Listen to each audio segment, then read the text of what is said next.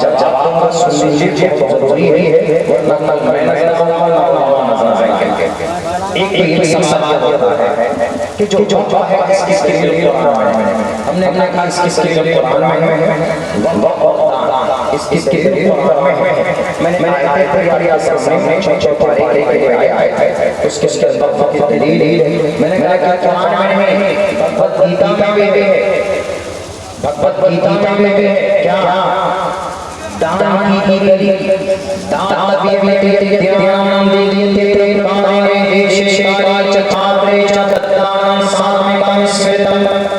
अगर कोई गांव समाज के अंदर कोई जरूरतमंद है, उसकी जरूरत को पूरा करना, उसको देना, उसको मुकम्मल करना दान है। अगर समाज में कोई गरीब बच्ची है, उसकी शादी कराना दान है। अगर समाज के अंदर में कोई बूढ़ा है, गरीब है, उसके पास पैसे नहीं है, उसको देना दान है। हमने कहा जिसे तो भगवत गीता अध्याय नंबर 13 मंत्र नंबर 20 में लिखा है खुले लफ्जों में। इसीलिए वक्त का ताल्लुक कुरान से है, कुरान में भी है और श्रीमद् भगवत गीता में भी। इसलिए मेरे भाइयों, आपको भी दान करना चाहिए। आप करते हैं अपनी सोसाइटी में और अपने ट्रस्ट के लिए करते हैं, लेकिन खुदा के वास्ते इल्जाम और आरोप मत लगाइए कि कुरान में नहीं होता। बहुत सारी बातें वो होती है जो शास्त्रों में होती, लेकिन हमें समझ में नहीं आती। जैसे जनाब मोहम्मद रसूलुल्लाह सल्लल्लाहु अलैहि वसल्लम के ताल्लुक से बात कही जाती कि जनाब मोहम्मद रसूलुल्लाह सल्लल्लाहु अलैहि वसल्लम रहमतुल लिल आलमीन है। हमारा मानना है, हमारा अकीदा है, और आपका ये फ़ैल और आपका ये काम रहा है, यूनिवर्सल ट्रूथ है। पूरी दुनिया जानती कि अल्लाह के नबी अलैहिस्सलाम को माने बगैर किसी का नैया पार नहीं लग सकता।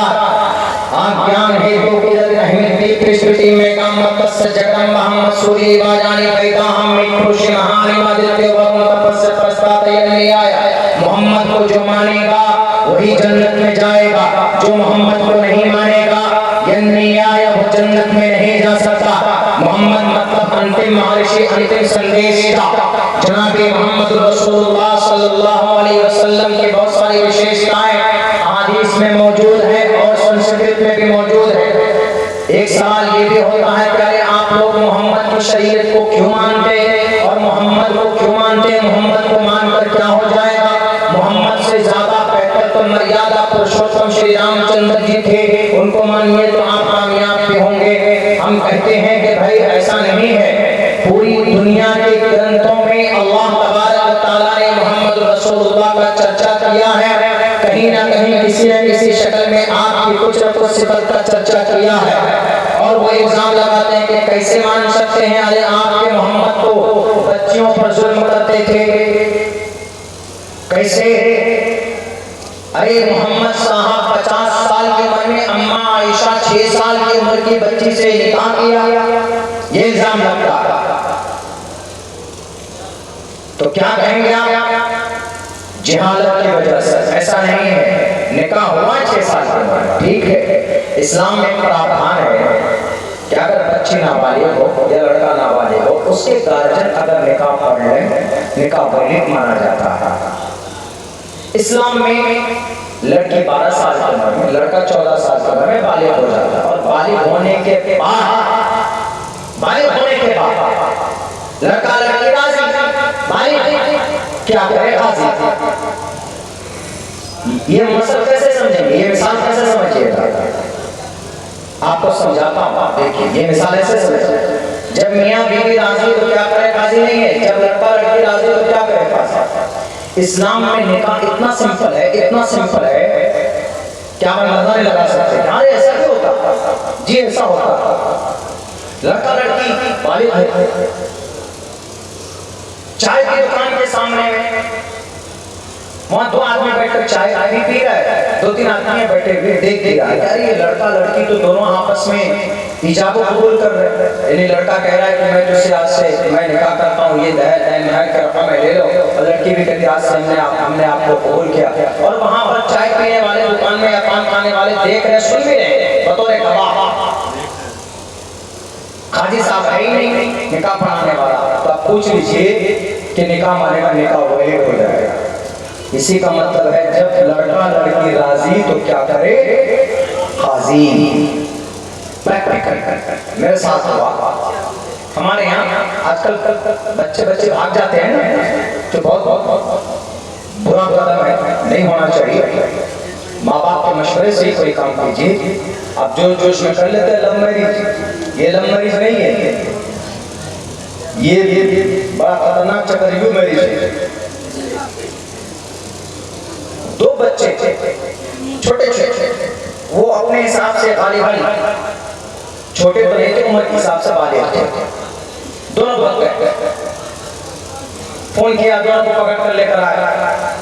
फोन किया, हम बुलाया हमको, हम मौलाना लोग पंचायती में तो नहीं जाते, पंचायती में तो सियासी लोग ही ज्यादा रहते हैं, वहाँ के सरपंच है, मुखिया है, एमएलए एमपी सब लोग जाते हैं। हम मौलाना लोग को ज्यादा हम बुलाते हैं। हालांकि मौलाना उलमा लोगों को बुलाना चाहिए और जाकर कुरान हदीस की रोशनी में फैसला होना चाहिए, जो हमारे लिए असल है। हमको बुला अब्दुल्ला चौधरी साहब आ आइए। हमने कहा अरे भाई वो सब मामले में नहीं पढ़ूंगा, लड़का लड़की का मामला है, किसी एक तरफ मामला भारी होगा तो हमको बदनाम करोगे। कहा कि नहीं, आप आना होगा। गए, जाने के बाद तो इधर के लड़का को मारो, लड़की को मारो, ये करो वो करो। हमने कहा कि एक बात बताइए, लड़की की उम्र क्या है? उन्होंने कहा कि लड़की की उम्र 14 साल। कहा कि लड़की की उम्र क्या है? लड़की की उम्र कम से कम है मौलाना 22 साल। दिखने में कम एज के लग रहे थे, लेकिन कम एज के थे। उनके आधार कार्ड मंगाए तो सही है, डेट ऑफ बर्थ सही। हमने पूछा कि कोई किसी को नहीं मारेगा, लड़का लड़की से पूछे कि दोनों तुम लोग निकाह करना चाहते हो, साथ रहना चाहते हो? उन्होंने कहा कि हाँ। कहा कि माँ बाप नहीं रखेगा, भगा देगा घर से, तो क्या करोगे? कहा कि मैं कमा कर मेरी बीवी को पालूंगा। हमने कहा वाह, ये दमदार। अब लड़का वाला पहुंच गया, लड़की वाला पहुंच गया कहाँ? थाने में। मैं अलग पार्टी से आता हूँ, नाम नहीं लूंगा, दीनी मजलिस से, वरना सियासत के घुमाना सियासी बात कर रहा है। मैं अलग पार्टी से आता हूँ। हमारे यहाँ इलाके में एक बहुत पुराना मंत्री मिनिस्टर बनता हुआ चला आ रहा था, वो पिछले साल मेरी वजह से हार गए, तो उसके हमेशा टारगेट पे रहता, वो यही कहता अब्दुल्ला सालिम वाला। वो जो लड़का वाला था वो समझिए कि उसी की उनसे, लड़की वाला जो था वो उन्हीं में से था, उनके रिलेटिव में से, वर्करों में से। उन्होंने फौरन फोन किया, मंत्री साहब आइए। कहा क्या हुआ? कहा रे हमारा बेटा छोटा है, उम्र कम है, उसकी उम्र बहुत कम है, और अब्दुल्ला साहब निकाह पढ़ा रहे उसका। कहा अच्छा, आज आया हूँ पहाड़ के नीचे, मौलाना आज जेल जाए। तो बैठे 400-500 आदमी थे, ऐसे ही बैठे। क्या होना चाहिए, क्या होना चाहिए? हमने लड़का लड़के से पूछा, हमने कहा, वो बोला कि हम निकाह करेंगे। मौलाना हम निकाह करेंगे। हमने कहा कि अच्छा गार्जियन बोला, बेटा कहाँ तुम्हारा गार्जियन? बोला नहीं, कोई नहीं आएगा, मैं करूंगा, मैं रखूंगा। उसकी हिम्मत को देखकर हमने कहा कभी मुकरोगे तो नहीं? बोला नहीं। हमने कहा ठीक है, इनका निकाह पढ़ा दीजिए। लड़की वाला तैयार है, अच्छा।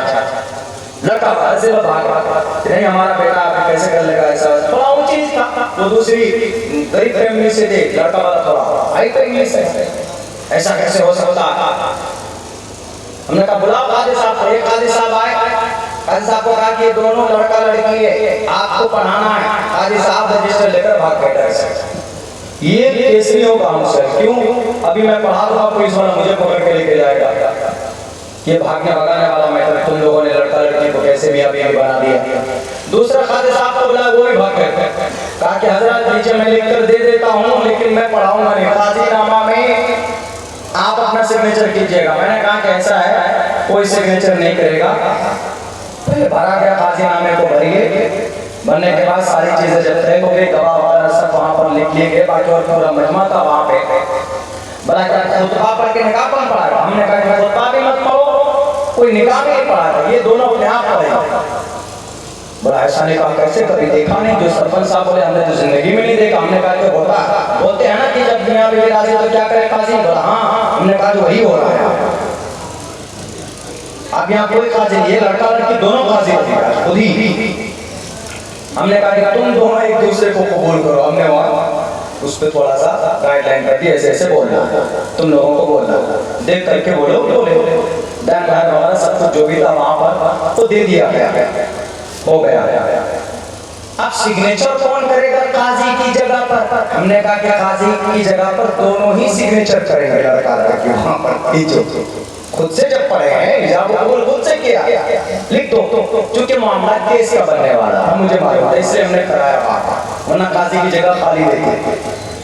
हो गया, सब लोग घर चले गए, एकदम पूरे दो पुलिस थाने की पुलिस, उधर की भी इधर की भी, जो बॉर्डर पे थे। चलो कौन निकाह पढ़ा रहा, कौन है बच्चा, कहाँ है लड़का, कहाँ? खूब एकदम पुलिस, दोनों गाड़ी, इसको पकड़ो उसको पकड़ो, सब परेशान।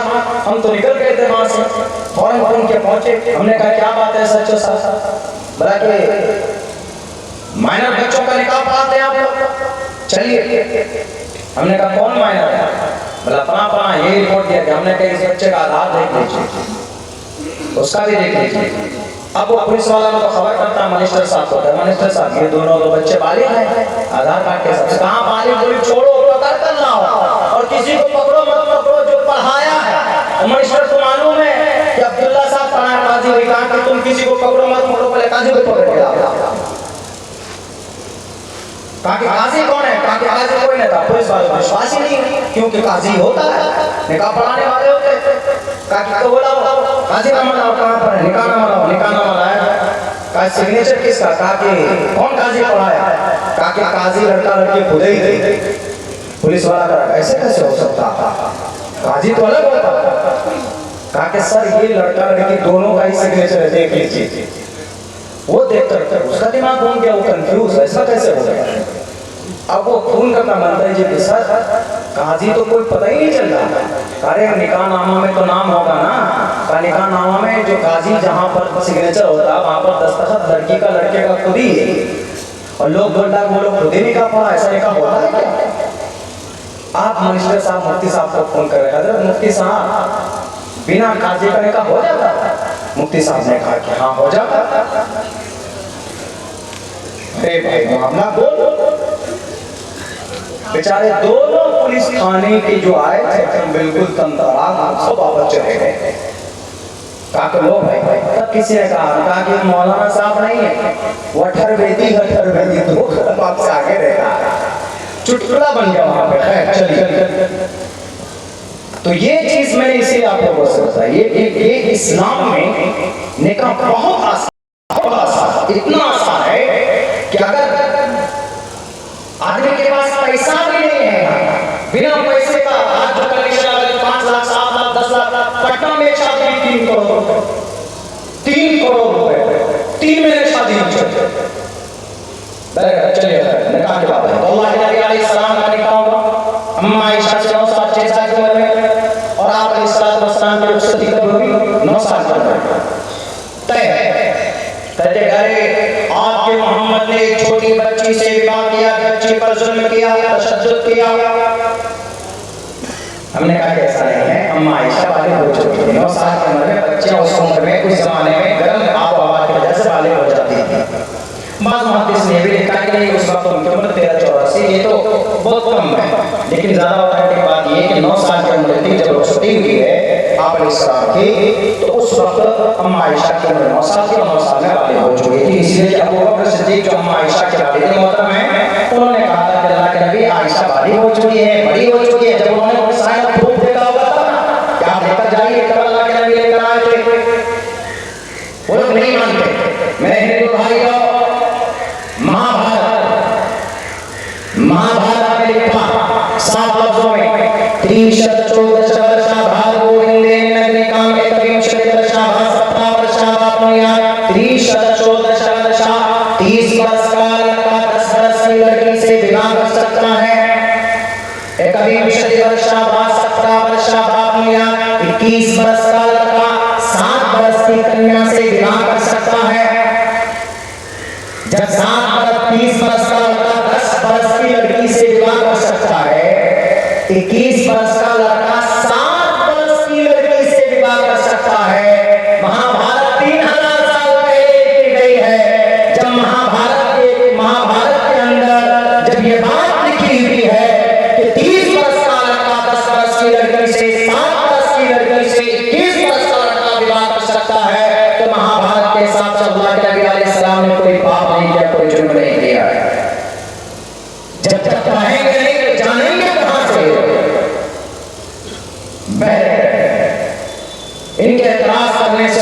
नबी की शान में अल्लाह के नबी की शरीयत के अंदर कोई तब्दीली नहीं आई। तब्दीली आती है, नाम होती है हमारी शरीयत तो हम मुसलमानों के बदअमली की वजह से। मुसलमानों नौजवानों, आज इस रौनक जो आप लोगों ने जलसा किया मुहर्रम के बहुत सारे तराफात को छोड़कर, यकीनन मेरा दिल बहुत खुश हुआ और मैं खुश होता हूँ। उन तमाम तराफात की जगह पर यही इस तरह का प्रोग्राम कर लीजिए। इस जैसे प्रोग्राम की वजह से गाँव के अंदर खुशहाली आती है, दीन की फिजा आम हो जाता है और फिर आप जो खुराफात करते हैं नौजवान, कुरान हदीस की बातें सुनने को मिल जाती है। 2-3 वादा कीजिए। एक तो ये हमारे नौजवान जितने भी हैं वो पाबंद सलात नमाज की पाबंदी करेंगे और शराब से दूर रहेंगे और मुहर्रम जैसे बाबरकत महीने में जो काम करने का है वही काम करेंगे। अपनी जात से, आप अपनी जात से नौजवानों, आप अपनी जवानी को इस्लाम को बदनाम करने में खर्च मत कीजिए, बल्कि आप इस्लाम की बुलंदी का सबब बनिए। आपकी जवानी अल्लाह ने दी है, इसकी बड़ी कीमत और बड़ी अहमियत है। अल्लाह पूछेगा इस जवानी के बारे में कि कहाँ पुराने करके आए, जरा बताओ। तो इसीलिए इस जवानी का सही इस्तेमाल कीजिए, नमाज की पाबंदी कीजिए, बुराइयों से बचने की कोशिश कीजिए, सोशल मीडिया का मिसयूज मत कीजिए और इस मुबारक महीने मुहर्रम और हराम के महीने में रोजा रखिए। आशूरा का मुनासिब है, रख सकते हैं तो रखिए, सवाब मिलेगा और अपने घर के रिवायात पर ज़्यादा मुसरत से काम लीजिए। अल्लाह के नबी अलैहिस्सलातु वस्सलाम की सुन्नत के मुताबिक हम तमाम मुसलमानों को अल्लाह तबारक व तआला जिंदगी गुजारने की तौफीक अता फरमाए। जो बातें कही गई है उन तमाम बातों पर हम सब इंशाअल्लाह अमल की कोशिश करेंगे। अल्लाह तबारक व तआला हम सबको कहने सुनने से ज़्यादा अमल की तौफीक अता फरमाए। बहुत बहुत शुक्रिया, जज़ाकल्लाह। अस्सलामु अलैकुम व रहमतुल्लाहि व बरकातुहू।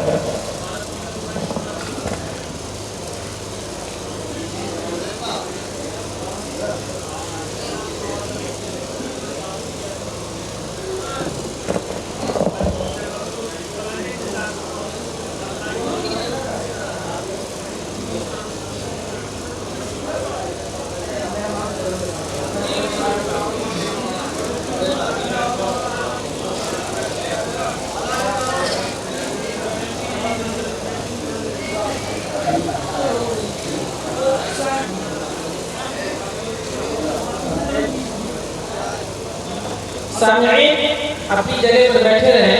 माशाअल्लाह आप लोग की यकसुई ऐसा लग रहा है कि इंशाअल्लाह इस मोहल्ले में, इस इलाके में नया इंकलाब पैदा होगा। आज के प्रोग्राम को सुन रहे हैं, इस तरह यकसुई के साथ जरूर इस यकसुई से और इस तरह सवाल करने से बहुत सारी जिंदगियों में तब्दीलियाँ आएगी, इंकलाब पैदा होगा।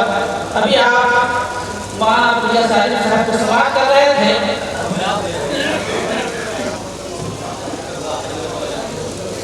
चलिए नाज़ में जैसा आप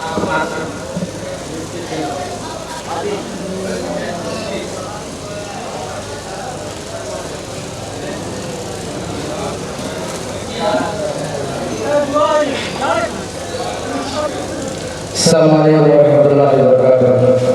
मेरे हज़रत सामईन, अभी आप हज़रत के सामने शायर इस्लाम महबूब साहब को लाऊंगा।